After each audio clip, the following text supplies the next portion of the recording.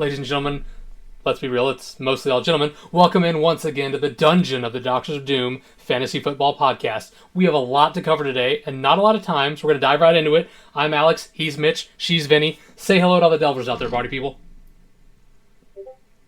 Hello. She's Vinny. She is very excited for for football to start tomorrow. So That's right, we're coming to you live the day before the NFL season finally kicks off. Everyone's draft should be done. If not, you got to do it tonight, I guess. But yeah, so we got a lot to cover, a lot going on in the world of sports.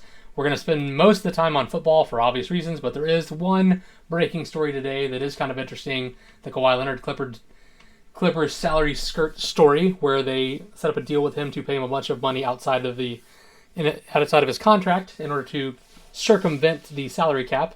And you guys had some thoughts on that, so I'll let you get quick thoughts on that before we move to football. So go ahead, fellas. Oh, with Kawhi? I apologize. Yeah. It kind of cut out for me. Yeah. I was trying to get a cat off my desk. Oh, yeah, with Kawhi, I think it's hilarious. I'm going to steal this straight from one of my favorite podcasts, but and daily sports show.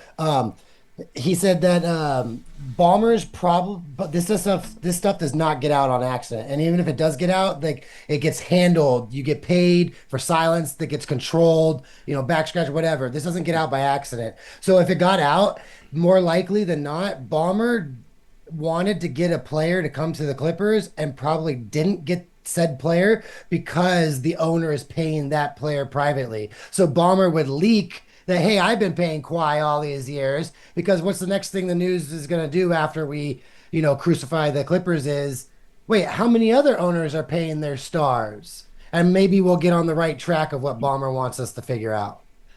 So I thought that was interesting. I mean, to add to your conspiracy theory, it could also be like, this is a way for him to advertise that, hey, I pay my players extra, right?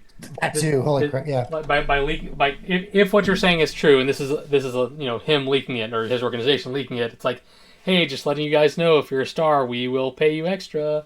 I'm not saying that's what's happening, but just to add to Mitch's conspiracy theory there. Vinny, any thoughts on this before we move on to football?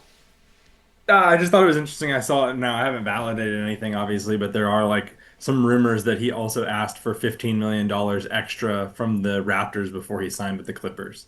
So I don't know. I feel like if it did get out on accident, I think what happened in the way the story is like that this shell company went bankrupt. They did, yeah. And in the audit they found that they somehow owed Kawhi Leonard $7 million, and then that's how Oh it got no, reported. that's So crazy. yeah, it's just I don't know. It's pretty fishy, and as a Laker fan, anything that's gonna this would be like if in college football, Bama get caught with something, or in football, being a Raider fan, if the Chiefs or Chargers get caught with something. So I love this. I love down with Just the for clarity, you're Clippers. talking about that from a fan standpoint. Let's be real, the Clippers do not carry the same weight of some of those other teams you named, but yeah. So if I was a reporter and I had this news story that from an audit, you probably would approach Balmer and be like, "Would you like to have any word, get ahead of the article, any of that?" And Balmer would probably try and either A, pay you, or B, try and kill the story or buy the story, even the rights to it. And it's like this just got out, so I think Balmer was like, "No, no, go do your thing." So even if it was through a leaked audit or whatever, I feel like he could have gotten out in front of this story and controlled it. It's very Yeah, I can see fascinating. that. Especially because I think they keep giving Pablo Torre the credit, and he doesn't seem Yeah. he doesn't seem like a random guy who's not well connected to the NBA. So Yeah, that's a very good point too. I like that. All right, and But we moving to don't want to do football, too but we're much going to move to basketball. Yeah. college football. All is right in the world. Auburn won, Alabama lost this weekend, so everything's great. Speaking of college football, Bill Belichick coached his first game. Here are some hot takes from some of your favorite podcasters, Colin Cowherd and Skip Bayless, on the first couple of drives of the game. Wasn't really sure what to expect from Chapel Bill, but after that drive, I have him as the second best college coach I've ever seen, just below Saban. And TCU is about to get blown out. Too much MJLT. Talk about getting mossed. And then let's go and take a look at the final score. Oh, TSU blew the doors off of North Carolina. It wasn't even close. So, yeah, for those who enjoy memes and are anti-Belichick and all things New England Patriots, you got to be loving this, because it's been nothing but him being crucified in the media, because can't win without Brady. So I I enjoy college football as a fan more than an analyst type of thing. So, but this kind of feels for just like for me, it kind of feels like last year. Not trying to draw comparisons or whatever, but didn't Deion Sanders beat TCU in his opening game, and then he ended up getting three more wins the rest of the year.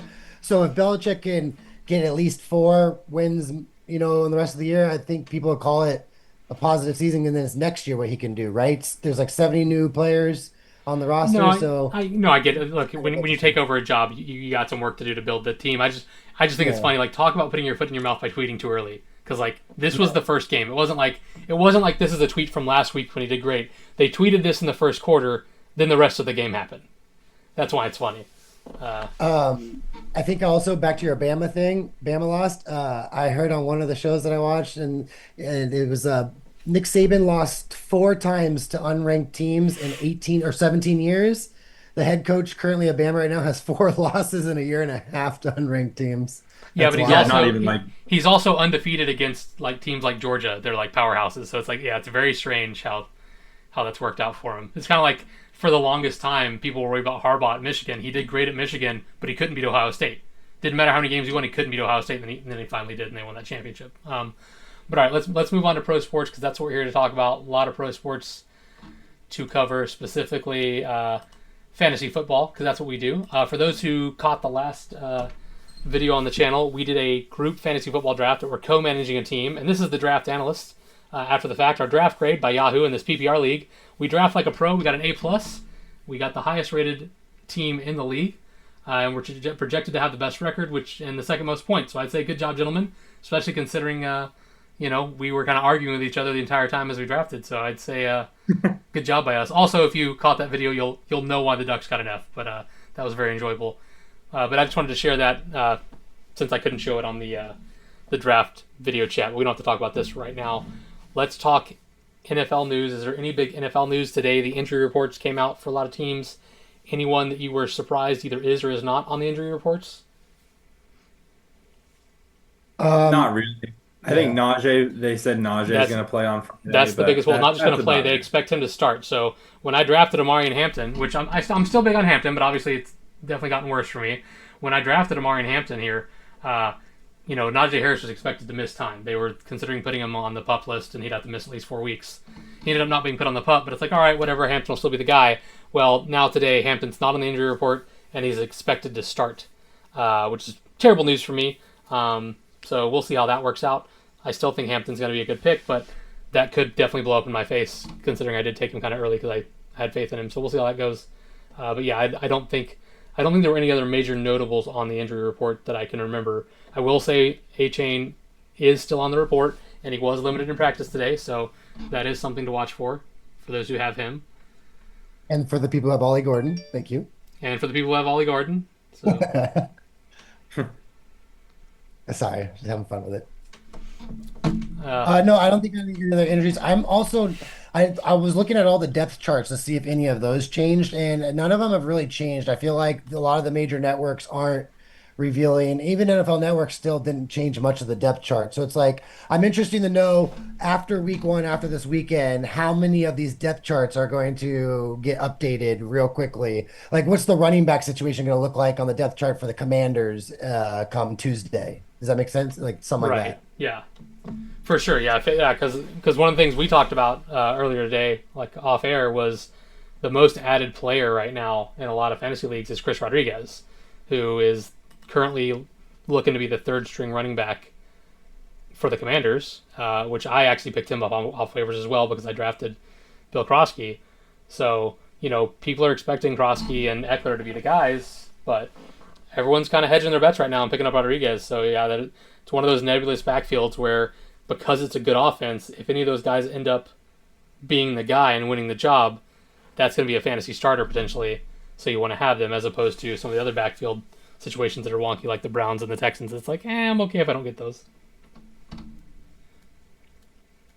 Yeah, no, I think the depth chart thing is a little overrated right now.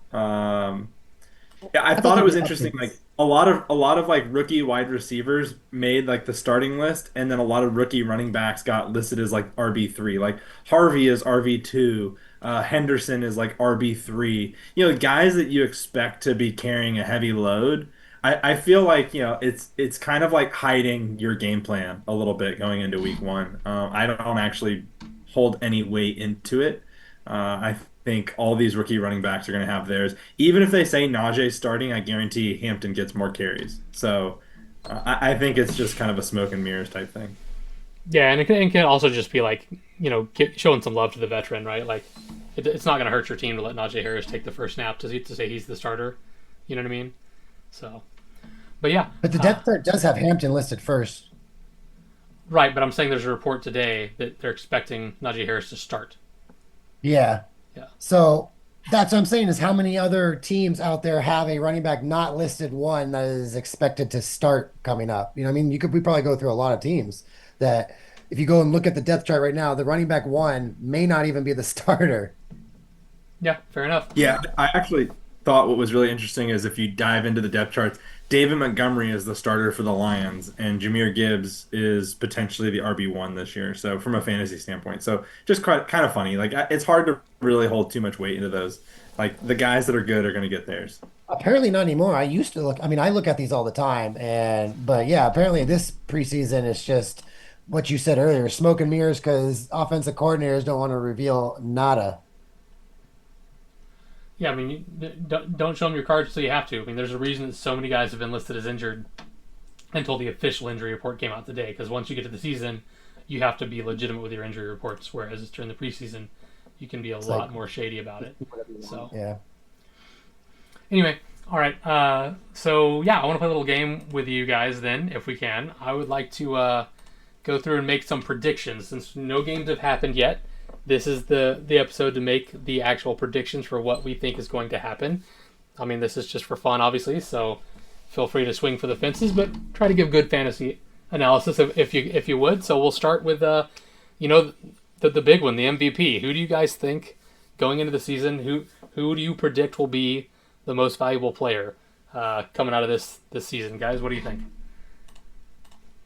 And for I'm trying to clarity, find this is NFL. This is NFL MVP versus like fantasy MVP. Correct, yeah. So just for clarity, we're talking about who do you think will be the NFL MVP this year?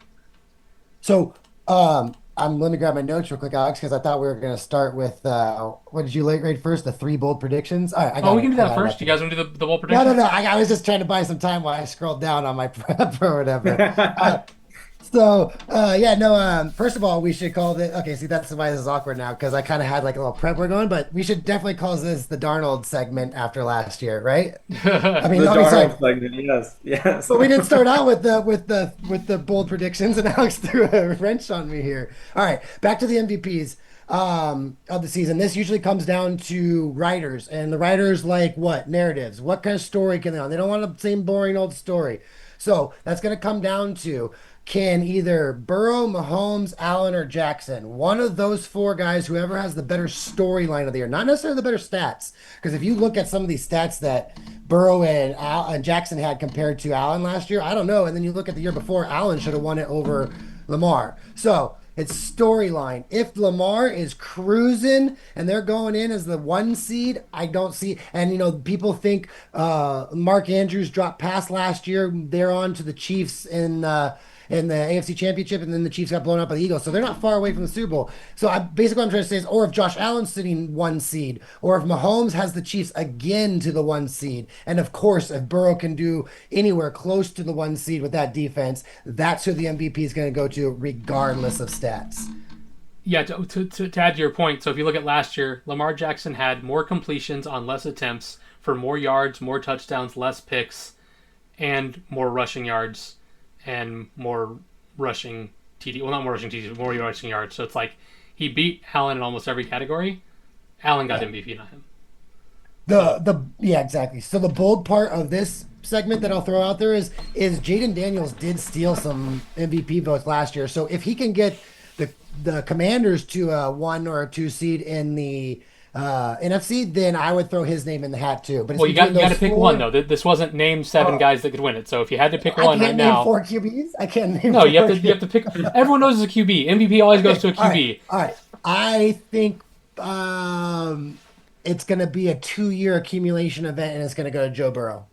All right, Nice. Vinny, what about you? Yeah, I agree. I mean, I feel like if we were doing bold predictions, you change your answer, but you have to stick to a quarterback. No, so yeah, just to be clear, that is a separate second. The Yeah. bold prediction segment No, is no, I different know, than I this. know. I understand that. I understand. I just like it'd be nice if they gave it to the people that maybe also like. There's no way that you could say Saquon wasn't the MVP after what he did for the Eagles last year, Oh, but for yet they sure. gave it to Josh Allen because of the story. I think it's going to be Patrick Mahomes. I feel like a lot of narrative has been setting up to it's Patrick Mahomes' redemption year, and so if they compete in the AFC and go far, have like the best record, I think they're going to give it to Mahomes. I think that's just kind of the way things are setting up.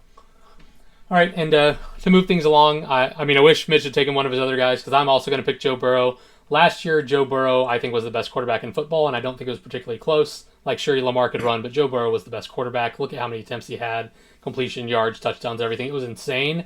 The only reason he wasn't MVP, his team didn't make the playoffs because they got off to a Right. slow start. Well, guess what? The team is just as good on offense and just as bad on defense this year. So they're going to do the same thing. The difference is this year he was healthy coming into the year. He played in the preseason. He's going to play the whole time. And if that happens, I think they make the playoffs. And this is a Bengals team that since making the Super Bowl hasn't even made it back to the playoffs. They've had multiple down years in a row because of Burrow injury and then last year just how bad their defense was. So I think this year, after a 3 year hiatus, getting back into the playoffs with him putting up the same high caliber numbers he did last year, he wins MVP because that is the best story of the bunch, in my I opinion. know we're I know we're a listening podcast, but looking at this, every time I see this, Alex, it's just mind-boggling to me that if you just take 85% of Lamar Jackson, it's still better than Josh Allen. Yeah, Lamar was Like, just bet. The only and the category only he other beat, the only person, category that yeah, Jackson beat him in was rushing touchdowns, but that the doesn't make only up for other the more passing touchdowns. So for sure, and that's what I'm saying is the only other person that I feel like can swing in this stratosphere is Burrow, and I don't think it's even really that. But whatever, Yeah. we'll see. all right, As much as I disagreed with it from a statistics standpoint, like you can't argue that what Josh Allen did for the Bills with literally zero supporting cast wasn't super impressive. no, it was, and that's another part of my argument, right? MVP is most valuable player. Who's most valuable to their team? How many other quarterbacks in the NFL could be asked to throw it 650 times and perform that That's well? ridiculous. That's That's ridiculous. that's why it's crazy. Like Yeah. this team without Joe Burrow, like with Joe Burrow, they made the Super Bowl. Without Joe Burrow, they were terrible. Last year, he was coming back from injury, and even though the offense was amazing because of him, the defense they couldn't quite put it all together.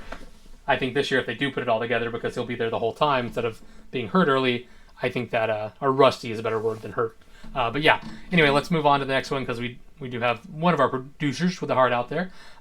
So next, after the MVP, let's go ahead and move to comeback player of the year. So as we mentioned on a previous episode, the comeback player of the year can no longer be someone who came back from sucking.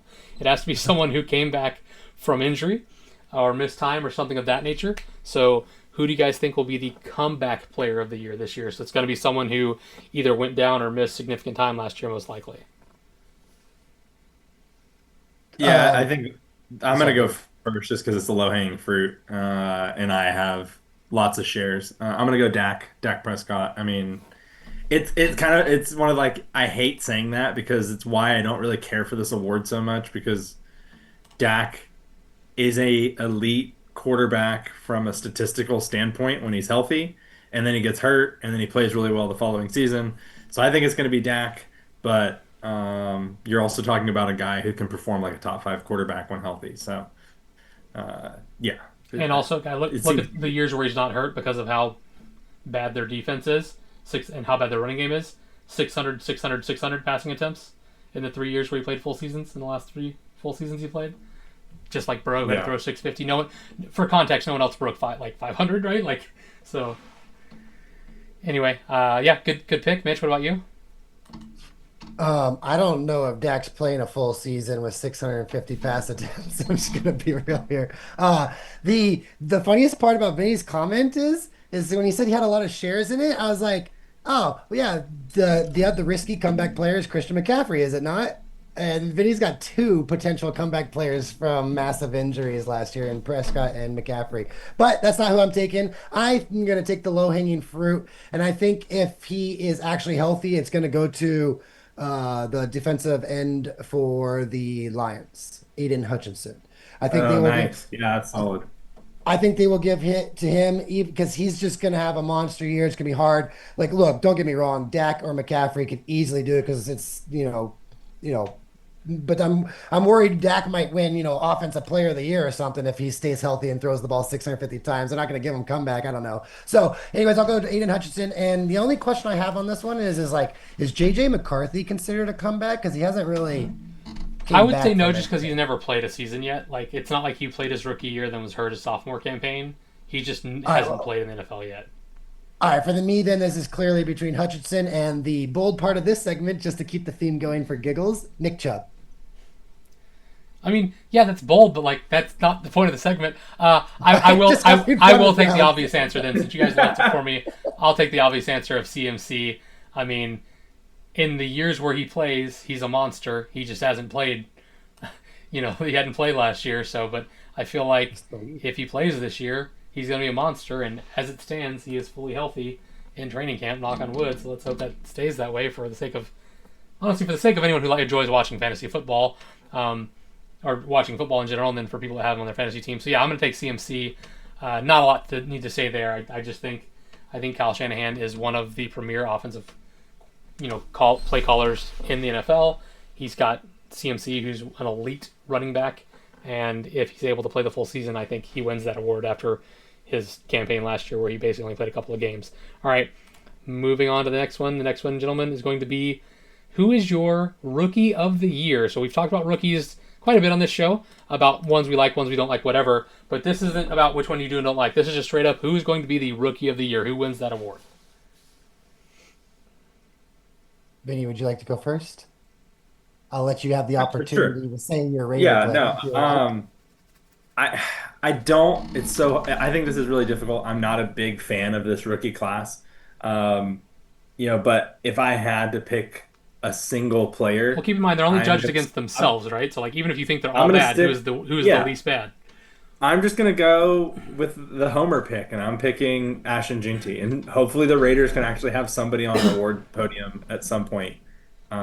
And this is our way to do it. It's like let's just take the most talented player in the draft and hope that he wins something. I mean, we did that last year Uh, with Brock Bowers, and that worked out. So for me, this isn't even close this year because there's one guy who's going to play two ways, and if he does it successfully, it'll be like the first time we've seen this. Like on the defensive side, rookie of the year, Abdul Carter, Mike Green for the Ravens, sure, but Travis Hunter could win that one. Then offensive rookie of the year contender could also be Travis Hunter this year.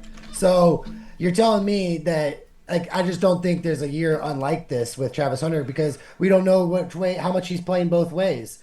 So if he successfully plays offense and defense, people are going to be turning in the Jaguar games just to watch Travis Hunter, let alone forget the record. They're going to give him so many awards, including Rookie of the Year, both sides of the ball. fair enough, fair enough. And I've been hyping this guy up quite a bit. I know Chris is high on him as well, but I'm going with Tetero McMillan. I know you aren't a big fan, Mitch, but I am. I think he is primed to have a monster year. He is going to get the lion's share of the targets in that offense. And as we've talked about before, that defense was historically bad last year, which means that offense will be passing a lot. And when you're passing a lot, you have the potential for a Malik Neighbors style year where you're always behind, so you're always passing, so you're always throwing it to your number one target. I don't think he's going to get 170 targets like Malik did, but I definitely see it in the realm of him getting 120 targets and pulling down quite a few of those and having a great rookie year. So I'm going with Tetaroa here. I know you're not high on that, Mitch, but that's who I'm taking. It's not that I'm not high on it. It's I like the Dave Canales offense. I just don't know if it's Tedero McMillan. First year rookie wide receivers, I was looking back on it. Last year, I think, like Vinny probably said it best, we maybe got a little spoiled because if you go beyond that, it's only like two wide receivers, one wide receiver a year, all the way back to 2020, which was Jefferson and Lamb. I don't have the text in front of me of all the names, but it's basically two a year. So I'm not saying that McMillan can't. I'm just saying statistically the odds aren't in his favor on that team. But I love Chuba Hubbard. I love Dave Canales' offense. I love a wide receiver there. I'm just not sure if it's McMillan or Leggett or the other guy who's in the second year. Because usually, generally, second year wide receivers can significantly outperform first year rookie wide receivers, except for one or two a year.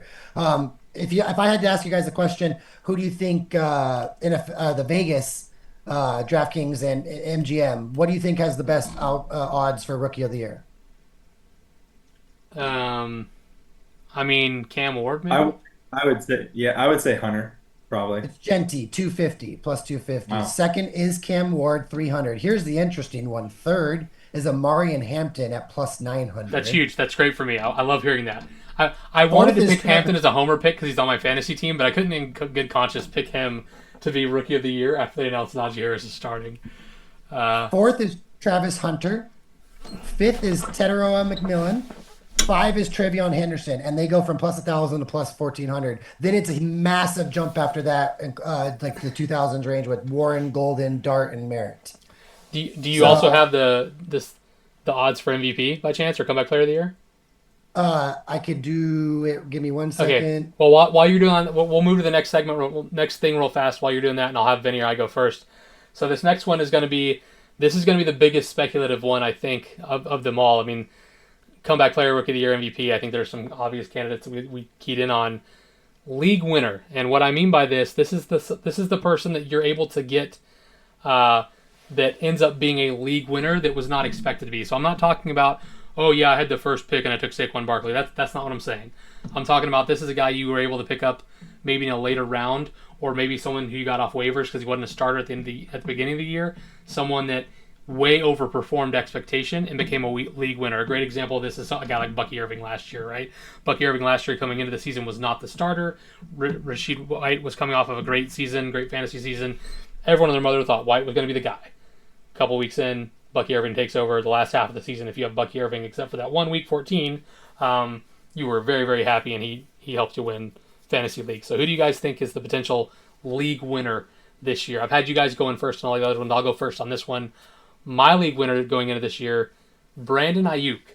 The 49ers offense is going to have somebody catch passes. They've all been hurt, and they've got a guy in Ricky Pearsall this is his first year starting because he got shot. Juwan Jennings is a one-hit wonder. Juwan Jennings had one massive 3-touchdown game last year, so everyone likes him because of that. If you look at his other games, he did not play well. Juwan Jennings is kind of a one-hit wonder there. And if you look, not counting last year where Ayuk was hurt, the 2 years prior than that, he was the number one wide receiver on the team, even above Deebo Samuel. He was the most productive receiver on the team. So I think Ayuk is a guy who you get him at a massive discount right now drafting him because he's going to miss the first 4 weeks because he's still recovering from injury. But I think the second half of the season, if you're someone who's able to stash him, maybe you're in a league with an IR spot that you can put him on, or you're able to pick him up off waivers late in the year because someone had to drop him, he's a guy who could be a league winner for you down the stretch because you're getting potential wide receiver 1 talent without investing wide receiver 1 draft capital. Nice. Can I pick a guy who has like a ripple effect league winner and not necessarily himself? Well, this is for your Because fantasy team, right? So well, okay, well, then for my fantasy team, I'll take RJ Harvey. I'm just kidding, but no, I would pick the quarterback for the Vikings, JJ McCarthy, because I asked you guys 2 months ago, 3 months ago on this podcast, is there a world where JJ McCarthy, who has been prepped and he could have started last year without the injury, is there a world where he does better than Darnold produced in that offense? And if that is the world that we actually have to live in a reality, I personally misvalued all Vikings players. Mason, Jones, Addison, Hawkinson, and JJ were all massively underdrafted. I know we got Hawkinson in our joint draft one, so that's hard to say here, but we also have McCarthy. We got the stack. I think a lot of people are not giving the Vikings, when Vinny's asked that podcast, what offense do you want a piece of? Like, they have one of the best defenses, one of the best O-lines, one of the best receiving cores, one of the best play callers. Like, it's A+ across the board. If I told you right now the Vikings were in the NFC Championship game or even the Super Bowl, no one would be like, oh, that's not crazy. But it all comes down to J.J. McCarthy, but because, Darnold left and no one's kind of overlooking it, or in my sense with the Bears, I'm just kind of ignoring it this year because I don't really know what's going to happen. So maybe a lot of people are choosing that approach with the Vikings that they just, I'm not sure what's going to happen, so I'm just going to not take Vikings players this year. But if there's a world where McCarthy can outperform Darnold did in that offense, the Vikings players all got underdrafted, and it's not even close. But if you want me to take a selfish answer, I think I just want you to pick your answer. Like you guys always Yeah, give all these RJ caveats. Harvey. Just pick a guy. I don't want 7 Okay, well- picks. I want you to pick who do you, Mitchell Black, think will be a fantasy league winner this year. Pick a guy to be your pick. I think JJ McCarthy's performance, if he gets to a top 4, 5, or 6 where Darnold finished, will give a lot of league winners for people who invested in the Vikings. All right, That's what I'll JJ say. McCarthy. Vinny, who you got? Yeah, I'm gonna go completely different direction. I thought there was like an easy answer here, and like when we talk about league winners, It's never it's easy not here. it's not usually like the sleeper quarterback or it's not usually the sleeper wide receiver. It's the sleeper running back who you drafted does like RB3 or 4 that all of a sudden becomes a top 12 running back. Uh, I feel like you have to kind of look at a certain level of tier, and I guess I'm just not going to back down from my stance of like I wanted a piece of the Jacksonville Jaguars offense all year long. We talked about the stacks. There's plenty of offenses you can do it in. I considered like Jalen Warren in Pittsburgh, Zach Charbonnet in Seattle, but those are kind of more injury dependent. So I'm gonna go with Travis Etienne, and this is not necessarily a homer pick because I have him in DoD. I've been interested in what the Jaguars are gonna do. Alex mentioned Bucky Irving. Bucky Irving's offensive coordinator was Liam Cohen, who's now the head coach for the Jacksonville Jaguars, who now happens to have a elite first round talent in Travis Etienne. And I just don't think Elite. Tank Bigsby or Bashal Tutin have like the same athleticism and talent that Etienne has. Maybe they just fit the previous system a little bit better. So I think Etienne's going to be a league winner. You're drafting him in like RB30, and this is a guy who has a top five, running back finish as recently as 2 years ago. So, to me, an easy answer, but I do think it's going to be somebody drafted in that like running back 30 plus range who ends up getting all the carries. Typically injury dependent, right? You could have said Jordan Mason last year until he got hurt was a league winner. So I'm sticking with the running back theme. Chase Brown, for example, last year, possible league winner. So I'm going to stick with Travis Etienne. Fair enough. All right, good picks all around, gentlemen. Mitch, were you able to find odds on MVP or comeback player of the year? Yeah, so MVP, I forgot to look up comeback player. Sorry, I'll do that in a little bit. But MVP, first Lamar Jackson plus 450, Joe Burrow 2 plus 600, Mahomes 3 plus 650, and actually tied with Mahomes at plus 650 is Allen Mahomes. And then Allen is plus 750, and then after that it's a massive jump from Hurts, Herbert, Love, So yeah, it's Williams. it's the quarterbacks, which is what we thought it was Did going you to hear be. what I said? Did you hear who I said ninth? Best odds, Alex? No, So after Mahomes and Allen tie, it's a big, and then Daniels at 750. It's a big jump. It goes Hurts, Herbert, Love, Williams.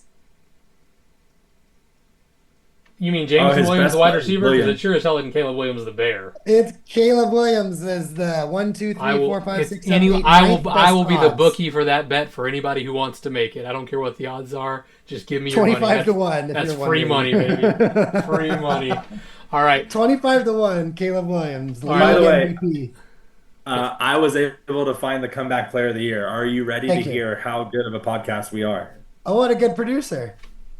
Dak Prescott plus 275 is the front Boo. runner. Tied with Aiden Hutchinson at plus Oh, nice. 275. all right. Thank you. And in a very, very, very narrow margin in third place, Christian McCaffrey at plus 300. Nice. And I picked last, so I had no Now, choice but to take him. So yeah. surprisingly, I think the next two are actually the next three are very interesting. Let's So hear. at plus 500, which is still in the running, considering it's nobody's a negative favorite. Trevor Lawrence at plus 500. I think that's actually a pretty spicy pick. Ooh. Uh, and then to counteract what Alex said about our pick, JJ McCarthy is in fifth at plus 950. Interesting. So maybe Uh, they can. I mean, he did get injured, but he's never played. So I don't know. I think it's kind of bunk. We'll just see. just to pivot off of the Liam Cohen Jaguars offense, Trevor Lawrence has the same odds to be league MVP. Actually, sorry, he has worse odds than Saquon Barkley, Michael Penix, Tua Tagovailoa, you know his name, Kyler Murray, Drake May, and Bo Nix. All right then. I could 50 to 1 odds, Trevor Lawrence. Yeah. All right. Moving on to the segment that Mitch has been really waiting for. This is the bold predictions. However, Vinny's got a heart out here in a couple of minutes. I'm going to let him go first. So, Vinny, what is your bold prediction for the 2025 football season? Could be fantasy related, football related, whatever you want it to be. What is your bold prediction? Yeah, I don't know how bold it is, but when you think of historically, I still think, there's maybe not enough hype on this. I'm going to double down on my fantasy winner or league winner. I'm going to say the Jacksonville Jaguars win the AFC South. I think they take it from the Texans. I feel like where it becomes bold is the Texans have kind of dominated that division 2 years in a row. The Jaguars were obviously horrible last year. I am going to say that the Jacksonville Jaguars are the AFC South champions and win a first round playoff game. Oh, that is bold. I mean, yeah, picking to win the division, I was like, all right, that's not too bold. I mean, that division is kind of wide open. I feel like you got the Colts, the Texans, and the Jaguars are all kind of mid. Um, so I feel like any of those three teams could potentially take it down. Like the fourth team in the division, I can't even remember. So it must not be very good off the top of my head. So, no, not Pan. Who's the fourth team in that division? Titans. Did you forget the Titans? Titans. Yeah. Colts, Okay, that's why I Titans, forgot them. Yeah, they're so it ain't gonna be the Titans. It'll be one of those other three teams. All right, fair enough. Normally we would go round robin on our predictions, but you have a very hard out. So you want to give a second one right now before we go to someone else? Yeah, let's do it. Let's give a second one. All right. This one is going to be kind of a crossover between fantasy related plus football related. I think when all is said and done, now granted, this is going to hinge on, I think the boldest prediction of this is Matt Stafford staying completely healthy and Puka Nakua staying completely healthy. I think Puka Nakua is the number one wide receiver at the end of the year when all is said and done. I think not necessarily a triple crown winner, but you're all of a sudden you're going to look at him and he's either going to win the yards, the receptions, or the touchdowns. Like you're going to sit there and you're going to be like, is Puka the best wide receiver, or is it Jamar? Was it CD? Was it JJ? Puka Nakua is going to be in that conversation by the end of the year. Yeah, people forget his rookie year. He had 1,500 yards on 160 targets.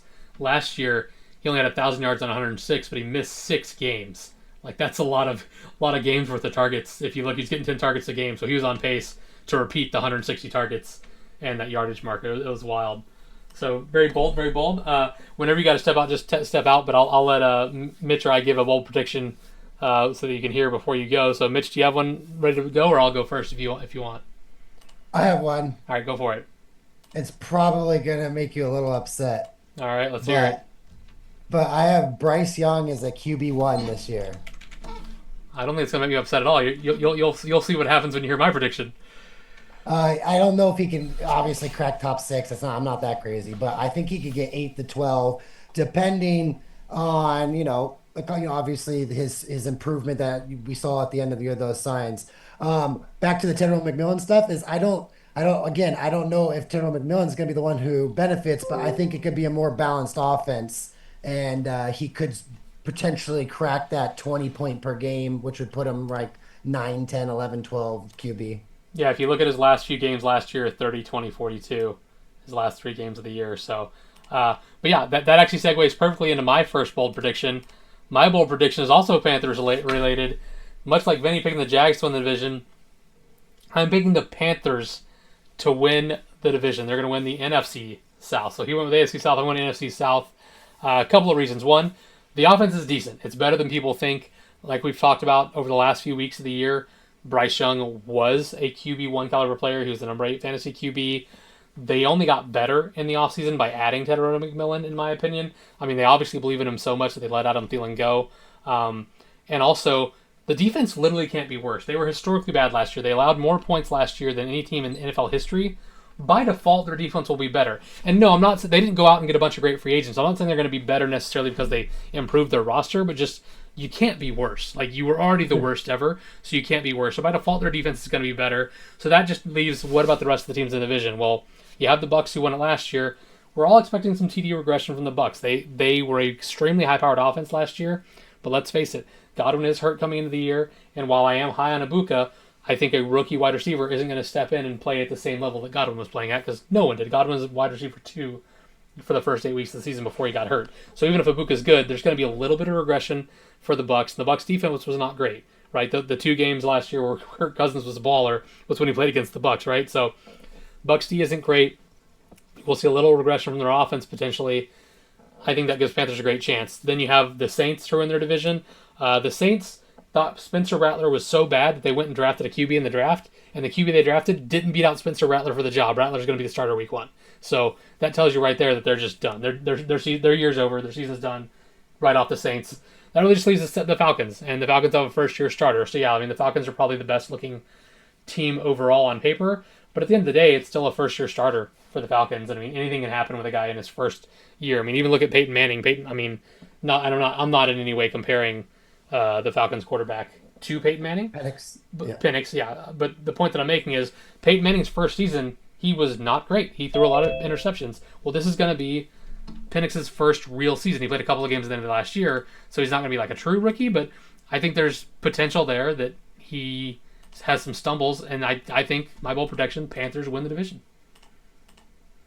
Okay, so we are actually kind of aligned in that one. The only reason I prefaced it with "you're not gonna like" is because I haven't been against Tedero McMillan, but I haven't been for him really. And then I'm picking Bryce Young, so I didn't want you to be like, "What the heck?" Yeah, for sure. Did I just walk into Panthers being division winners? Is that what I just That was my bold Yeah. prediction, was the Panthers are going to win the division. By the way, Wow. the experts released like their picks all in like yesterday or today, like all the network analysts, all the blah blah blah, like the Marshall Falks of the worlds and LaDainian Tomlinson's revealing their picks. Right, there are so many Buccaneers picks like to win the NFC to go on to the Super Bowl that like this one, Alex. If you call this one right, I will give you mad props because there are so many Buccaneers that are analysts that are picking the Bucks to go to the Super Bowl. I was shocked at how many Bucks picks I saw. Well, I was going to try to get the odds from ESPN, but then I decided to get a giant advertisement on my screen. But so Vinny picked the Jaguars. They have the second best odds in their division at plus 300. And then for my bold pick, the NFC South, I picked the Panthers, who are the third best odds at 425. So my prediction is slightly bolder, although Vinny did pick the Jaguars to win a playoff game. And I did not go that far. I did not go that far. That is a little insane, but the Jags also don't really have a top division heavy, right? The Bucks are kind of top heavy. I feel like this division is very clear cut given to the Bucks. I feel like Baker could have a down year and they'd still single handedly walk away with that division. I mean, according to ESPN, it's not. Jacksonville's at plus 300 and the Falcons are like plus 200, so they think this division is closer than. You're right. Oh, so, minus versus what's the minus of the top team? And 110. The minuses were the same. Oh, 110. Oh, you're right. Yeah. You're right. I apologize. How about the odds for the NFC North? Like, not a single person is like a heavy favorite. I think that's pretty fascinating. Everybody's in the plus. They don't have a single person. Let's just bet it all on the Browns, and if we win, we retire, right? The plus 3,000? Jeez. I feel like we could at least do 2 bets on the Raiders before we do 1 bet on the Browns. Yeah, I'm just thinking the same thing. All right, let's go into some more bold predictions. What's your second bold prediction there, Mitch? I'm not sure which one increases in boldness, but I'm going to go with this one. I think, again, we're being overlooked a potential running back whisper. I know this play caller probably better than anyone. He is calling plays for the Saints right now. My bold prediction is there will be a top 12 to 14 fantasy running back from the Saints not named Alvin Kamara. Alvin Kamara is the prototype opposite running back that Kellen Moore loves and uses. Like the literal opposite. So Kendry Miller, I would have drafted in all leagues if I knew he could stay healthy. But then they went out, and this is his first time as a head coach. They went on, got DeVelvis or whatever his name is, and the other guy from another team. So first time Kellen Moore, as being the head coach and play call, his team goes and gets 2 running backs in free agency, and he's still got Kamara and Kendry Miller left over on his roster. So I don't know if it's Miller or one of the other 2 or 3 guys. Like last year, everyone was like, oh, Gus Edwards and Dobbins. And then Dobbins wins out the job outright and Vidal's second and Edwards is third. I think this might be one of those situations where we might see Kamara, who you think is the starter, like a Gus Edwards, get bumped all the way to 3. And with this offense where they have nothing else going on, with Kellen Moore calling the plays, I think there is a running back in New Orleans, not named Kamara, that could finish top 14. I just don't know which one it is. That's terrible fantasy advice, but whatever. Fair enough. I mean, I was about to say it's hard for me to accept that you think this is a real possibility when you're not taking their running backs. But I guess if you're not sure which one it's going to be, I guess that makes more sense. My favorite thing about that bold prediction is that it also hinges on the fact that defenses aren't going to put 11 in the box every single time. Well, Rattler, I think, poses more of a threat than the other rookie as at least running. I'm not saying he's doing anything, but at the same time, the team's going, even if the team is worse in the offense, they have to run 45, 40 plays on offense. Like, it's like a bad NBA team. You still have to have people take shots. So it's like if Kellen Moore is kind of a running back whisperer, he could script at least the first half that gets you 8 fantasy points for a running back, and then he just gets two on 15 carries in the second half. I don't know. You know what I'm saying? It's just like I think the Saints are being overlooked like massively. I think there's going to be fantasy value there, and it's just not because Kellen Moore is just he's never had bad fantasy players. Fair enough. All right, my second bold prediction, and this one is both less bold than my first one, but also more bold when you consider it. So my bold prediction is the 49ers go back to the Super Bowl. So many Oh people no. count out the 49ers because they had a bad year last year. They were decimated by injury. But this is a team that in 4 of the last 5 years before that had double-digit wins, made the playoffs, went to the Super Bowl or the conference championship in all 4 of those seasons. So they were lights out. And who do they have back from those rosters? Oh, well, they have the same coach, same quarterback from a lot of them, same number one wide receiver in Ayuk, same number one tight end in Kittle. Like, yeah, there are some pieces that have moved around for sure, but they've got a lot of the same pieces. Oh, and CMC is back. So, like, if they are healthier this year, they're going to be a lot better. Now, coming into the season, they don't look very healthy, which is a concern, right? But, like, Parasol played good in the preseason. CMC is healthy. Kittle is healthy. That's a guy who's had injury issues in the past, but he's healthy right now. Brandon Ayuk is expected to come back at some point. Jawan Jennings, we don't think he's really hurt. He's just a contract holdout situation. So, like, this is a team that, like, might be as healthy as they've been during this run, to be honest. So, I think there's a very real possibility that a team that went 6-11 last year but had 12 and 13 wins the 2 years prior go back to the Super Bowl. You can see on the odds here that they are the favorite to win their division, but it's not nearly as big of a gap as some of the other divisions we saw, whereas plus 160, plus 175 for the Rams. So the division is close here, and I'm saying they're not only going to win the division, but they're going to go to the Super Bowl again. So that's my bold I prediction. apologize if you heard me trying to move my cat real quick. I That's did my not. fault. Okay, good. It's becoming a Mitch's Cat podcast, seems like. No, it's just some days she's very needy. But all right, yeah, I like that one. All right, and then The Niners, if you zoom out and you don't just look at the last year and you zoom out, you could argue they've probably been like the second best team in football over the last 5 years. Yeah, So so if you take away last year, the year before they were 12-5, went to the Super Bowl. The year before they were 13-4, went to the conference championship. The year before they were 10-7, went to the conference championship. The year before was 6-10. That was the first year post Garoppolo with all his problems and injuries. Their leading passer that year was Nick Mullins. So like just they were decimated by injuries, Garoppolo and Purdy. Like everyone just didn't play. The year before that, 13-3, lost in the Super Bowl. So, like I said, for the last 5 years, they've gone to the conference finals or better.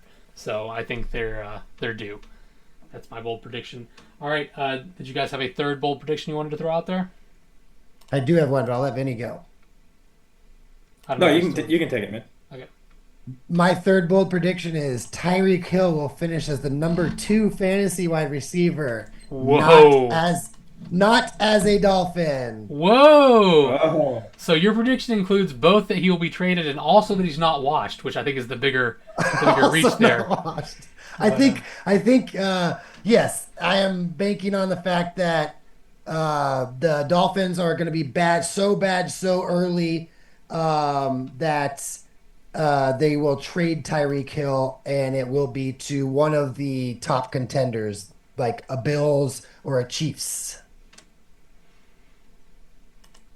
All right. And the only reason I picked number 2 is because it's really hard for me to feel like Tyreek Hill would make up the first bad month on the Dolphins, where like someone like CeeDee Lamb is probably just going to have a monster first month before Dak. So it's like, and if Dak stays healthy, it's like, I don't know if Hill can make up those amount of points over the year on the Chiefs or the Bills. So I just put him at number 2. Yeah, I mean, this is a guy in 2022 who was wide receiver 1. In 2023, he was wide receiver 1. And then last year, he was terrible. Oh which yeah. sorry, relatively terrible. Just for the record, if you're like, hey, I had a wide receiver get 81 catches for 1,000 yards and 6 TDs, you're like, all right, wide receiver two territory. That's Garrett Wilson's stat line, right? Oh no, you took my So line. Oh no. so yeah, so you're looking for him to be Tyreek Hill and not Garrett Wilson is what you're hoping for. That is a bold prediction.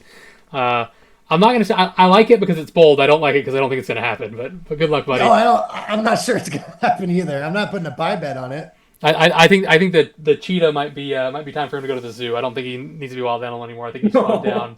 So Dang. Man, Tyreek Hill just got told to go to the zoo and was compared to Garrett Wilson all within like a 15-second time span. he's He having a rough ducks day. one He's race. having a rough day. Ducks one race from speed, and Alex is like, all right, he's washed. I mean, He's he washed. he did recently outrun one of Mr. Beast's employees on a Mr. Beast video, so he's got that going for him. He did win Did you that see 50-meter Barkley? dash. I only brought that up because Barkley agreed to race him, which is crazy to me that a professional athlete like Barkley would agree to potentially lose against speed. It's Well, wild. Tyreek Hill agreed to race against. No, Tyreek Hill didn't race I Show Speed on that Mr. Beast video. It was some like one of Mr. Beast's employees with like robot legs. It was weird. Anyway, Tyreek Hill did agree to race the current fastest man on Earth, whose name Gatlin something. Noah Justin Gatlin? Lyles. Noah Lyles. Thank you. There we go. Yeah. Got there. Thanks to Vinny. But then backed out of Alex. it. So Listen, I uh, don't think it's embarrassing to race speed because speed gave Noah Lyles a challenge. I think they raced twice and he like barely lost both times. I'm not gonna sit here and say Noah Lyles was like ready for that, like, but For sure.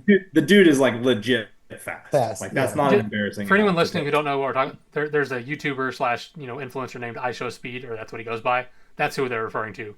Just using the word speed that makes it sound like you're talking about fast, but we're And actually I talking was about the only person. joking because that was a viral video of Tyreek Hill using staff managed. ISO Speed shows up to the Dolphins facility, finds Tyreek Hill, and Tyreek Hill has staff member come out, management, and say, we won't allow him because if anything happens, contract this and the contract that. And Speed's like, really? And so it went viral. So that's the only reason I was making that joke. But I don't think Hill's washed. I think he can still put up an elite year one or two more times. I think if Henry can put up elite years as a 33-year-old running back, nothing's off the table anymore. Yeah, but Henry's the exception, not the rule. But fair enough. All right, Vinny, did you have a third prediction since you're still with us and thought you had left already? But Yeah, I ended up getting kicked out of the other meeting that I was supposed to be in. So, nice. yeah, Dang. I know, right?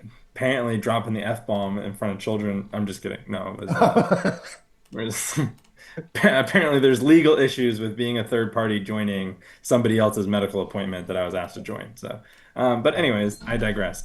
So, yeah, I'm gonna go with my bold prediction.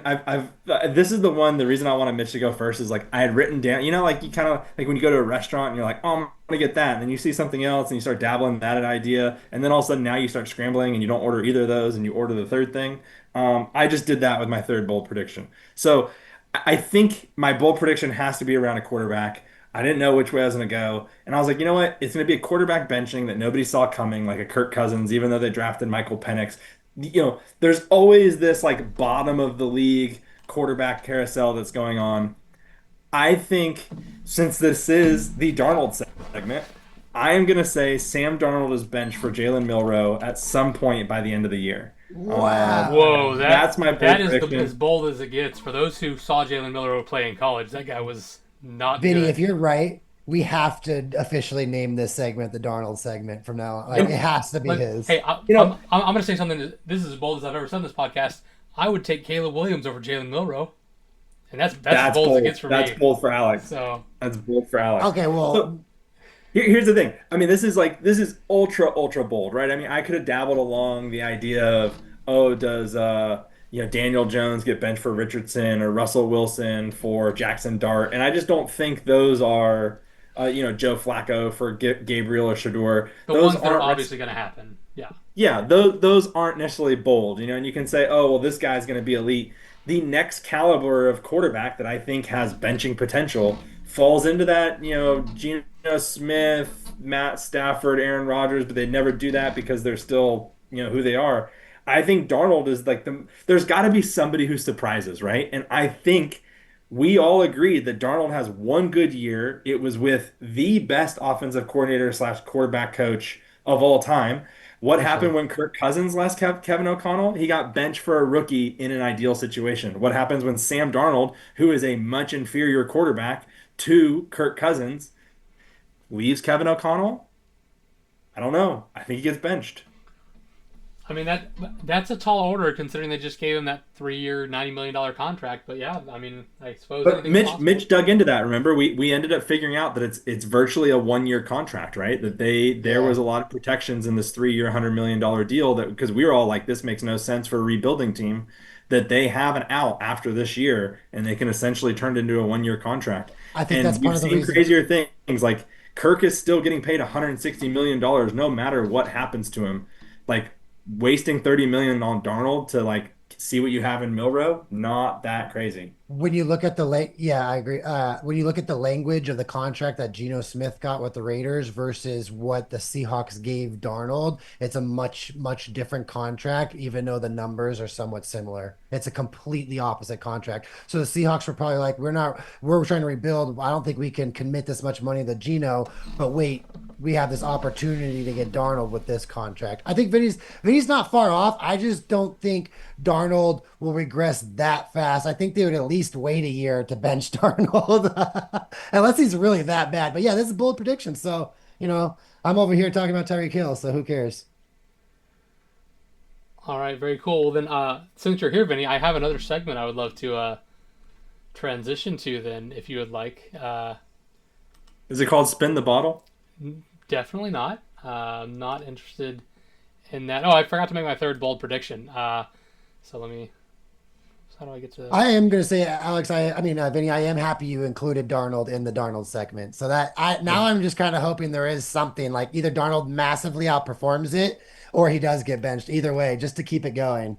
And then he's Just a to keep free it agent going. next year and goes onto a different team, and we can put another Darnold prediction while he's on the Steelers after Rodgers or something like that. What if it's like Sam Darnold is the Matt Stafford heir apparent? Like that would be, there's a lot of crazy things, or maybe he goes back to Minnesota and the JJ McCarthy era fails. I don't know. Oh, something like that. There's a Yeah. lot Let's of just keep it things. going, the Darnold segment. The Darnold segment I mean, there's a lot of bold predictions just around Darnold. Yeah. So All right, my last bold prediction is also the boldest of them all. My bold prediction is Joe Mixon returns this season Oh no. and and is the playoff MVP for the Texans when they make a run. What? That's right. What? Joe Mixon, second half of the season, he's going to come back. He's going to have fresh legs after all the time off, and the Texans are going to make a run with Mixon, and he is going to be the playoff MVP for the Texans. As it stands, he is on IR. No one knows when he'll be back. I think he's going to come back and he's going to make a run. If you look at his game log from last year, look at what he did in the playoff games. In the playoff, 25 for Buck 06, 18 for 88. He looked good in those playoff games, but that was after a long, tedious season. I think he's going to come in fully healthy at some point and lead them in the playoff run. that is so bold considering the second headline was Texans GM non-committal on Mixon Oh, returning I for know. I'm 20. I'm yeah, I'm aware that non-committal on his return, and that is a report from last week.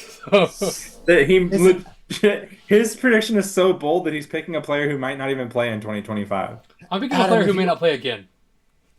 If you are in the yeah, if you in the rare chance, Adam, you are listening to this, do not listen to this bold prediction and drop Mixon and use a fantasy roster spot. Oh no, he and I have talked about that pretty extensively. I Okay, think it's hilarious. That's like one of my favorite parts of the Adam podcast. that's actually I that's mean, a my second favorite part is that this maybe also has some bias because I know personally that Alex traded for Joe Mixon in a dynasty league in the 100%. offseason, Hmm. thinking that he was the missing piece. So Alex is really banking on that playoff Well, I wouldn't say return. missing piece because if you recall, I am the defending champion after beating in the Super Bowl, so I wouldn't say anything was missing from my team as the defending champion.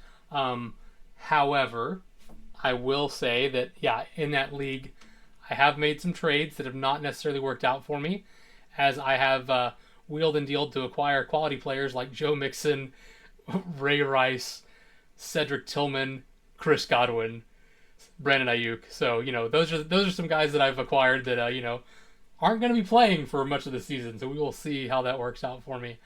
Um, Are we allowed to have a bonus segment on the predictions? what do you mean? Well, is there a I know that we have a lot of personal listeners, so can we do a little mini bonus segment on DoD for bold predictions? Yeah, for sure. If you want, I was gonna transition to the next thing, but if you have a prediction, let's hear it. Yeah, my bold prediction, and this is gonna be one of those bold predictions that you hate. Here, keep it on the screen, actually. Oh, This would be a okay, good one to keep it on. sure. Yeah, My let's bold keep it on the prediction screen. that I know that you're kind of gonna hate because it's not the singularity aspect of bold. I think we have a first time champion in DoD this year. I believe that gives us Boo. Cam, Miles? Miles, Nolan, and are those the only And break. three? Don't forget break. And Drake. Yeah. Okay, so my division. Wow, I'm really hosing myself on this one. I think we have a first time winner in DoD. I like the odds given that I do think Nolan, Miles, Cam, and Adam actually have strong teams. So my prediction is first time winner, DoD. We've got a 33% chance hit rate, but if you look at the actual history, those four are 0 and 20. They're 0 and 20. So I'm giving that my bold prediction. So I mean, that's very bold for sure. Interesting that you say that. So this is a segment that the break actually requested we cover on the show, and I talk a lot about the importance of fantasy D. You mentioned your division. Let's take a look at Oh, all-time he's points pointing against. out. This is how many He's points have been pointing scored out. against you all time in the history of our league. Adam Flying is on. Penguins, Team Phoenix, Dinosaurs, Yak of Lamb. Your Wow. I division wonder. has Wow. I never knew that. your division, Yeah, Vinny, okay. has had the Okay. four All most right. points against All scored right. against them all time in our league. Now, That's because they're playing each other every well, week. well, no, but, well, no, but that would imply they score a good point. That's the counterpoint to That Break's implies that our argument. division's better. Wait, say Oh, that again, wait. Mitch. Say it again. Say it again. Wait, I thought Say this it was again. reverse order. I thought it was Nope. from No, no, bottom to no. This top. is No, most wait. points What scored was that, against. Mitch? Oh, wait, time out, time out. That's because you What was that, guys Mitch? are playing all the good teams outside of your division. My bad. Wait, I totally Listen, fucked this that is the up. first time that I feel validated that there's a reason that our division gets a lot of hate. This is the first time. Well, don't feel too validated because that's how Break felt until I sorted by points for, and that's when things change. Because points against, yeah, you guys are all the top four. When I go to points for, though, you got to come down here Okay. to find Flying Penguins and Yak of Lamb in the bottom half of the league. Dinosaurs in fifth, and then you are up here, so I'll give you props. But yeah, so the argument falls apart when you go to points for because it's not that they're scoring against each other based on where these two are, but it is interesting that points against, and also mad props to me who have now overtaken Austin as the best fantasy D of all time. Austin had the title last year, but I was over to overtake him. So look, it's all about fantasy D. What can I say? Whoa. Okay, time out. Time out. I know that you necessarily can't have this one way or the other, but can you please read the bottom five teams for points allowed? Gummy Bears, Avengers, Spark Plugs, Aussies, and the Sharks. How does that make sense? How does that make sense that you have multiple teams playing each other in a division, historically speaking, You just, lifetime? Our you just, four have the you just, most yeah, but you just named 10 championships. points allowed and the least amount of points allowed are all in the same division. You Yeah, just because you guys named are more apt to 10 get to the playoffs. championships. That's No, telling but me that you but guys get to send two teams to the playoffs every year because your division's weak. We, first of all, I don't know how that works out when they have to play well, against the number one points for sport is all important. time. Points for is a stat, and that actually matters. But no, it's very interesting that the most points against is Vinny's division, and the least points against is Mitch's division. So that's a very But very interesting how, stat line how for many sure. championships does Vinny's have? Just the Two. two from They're Vinny. all mine. Yeah. They're all How mine. many does yours have? Eight, Alex? Luis has Or one, Sylvie seven? has one, I've got one, Matt has six, so nine. Okay, so we're edged out still by one. So I feel like 10, 9, and 2, there's a big discrepancy there. Yeah, well let's look at wins. Let's see how that plays out. So for wins all time, Vinny has now tied me in wins. I have more ties, so I do have a better win percentage. But Vinny's now tied me in wins. I gotta watch out for that. So still the three of us on the pod. We gotta hold that down. Austin had a bad year last year that helped us. Then Chaos. So and then Dinosaurs. So the top six is two teams from each division. That's pretty balanced, honestly. When you look at wins, right? But That's then the next two. two from each I'm division. just, Yeah. Well then I'm it just changes messing. from there. I'm But messing. I'm messing. I'm just having fun with Vinny. super top heavy. But yeah, no, Wait, can you it's pause interesting. it? It's interesting. Can Can you pause it for a I second? See would say the the most fascinating thing is the dichotomy between the number of championships and like wins, points for, and points allowed. Like that is, for whatever reason, you and Matt are just super successful in the big game. I think Alex and I have two. I'm thinking I'm like 2-6, two and I'm actually five, terrible. 2 wins and I have five as losses. many. I think I am tied for the most Super Bowl appearances, but only have one win. I'm 6-3 in the big game. I have 3 losses. So, I'm like 1-7. Yeah, that would be an interesting stat to figure but out. I Matt, mean, but you guys realize Matt and I have played each other in the finals 3 times. So if we Yep, two of those losses theoretically, are to Matt. At least two of them. I'm pretty sure that I've played Matt at least twice in the Super Bowl and you at least twice in the Super Bowl, Mitch. well, I know So for a the fact fact I you just you're keep giving you those wins hurts even more. you won year one and beat me in the Super Bowl in the infamous Billy Volek, The Billy Bola game.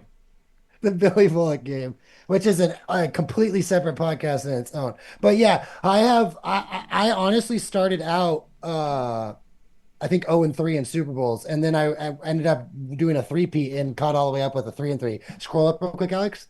Also, I will say Scroll up. Chris needs to work on his tie game. He's pro tie and he's got less ties than Matt now. So Chris, you got to get to work on tying some Do you people. see how it goes 11, 12, 13, and then it goes 19, 20, and then Matt took 21 there? That 2021 should be my second three-peat if it wasn't for AJ Brown.